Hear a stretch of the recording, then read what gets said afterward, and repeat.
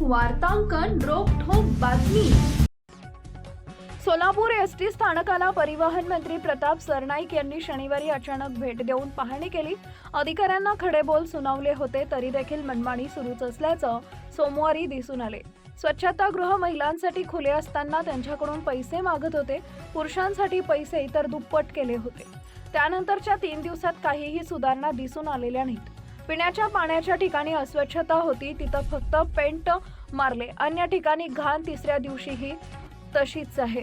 ज्या स्वच्छतागृहात सरनाईक गेले, अधिकाऱ्यांना बडतर्फ करण्याचा इशाराही दिला, तिथं वसुली सुरू होती।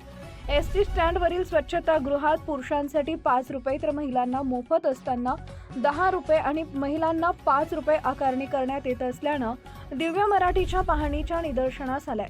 याबाबत एसटीचे विभाग नियंत्रक अमोल गोंझरी यांना संपर्क करून विचारले असता तिथं आगार व्यवस्थापकांना पाठवून खात्री करतो असं सांगितले, परंतु कुणीच आलं नाही।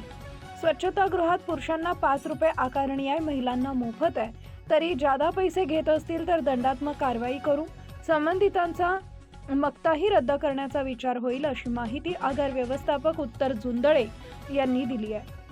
महाराष्ट्रातील महत्त्वाच्या आणि ताज्या बातम्या पाहण्यासाठी आमच्या जय हो न्यूज चॅनलला सबस्क्राईब करा आणि बेल आयकॉन प्रेस करा।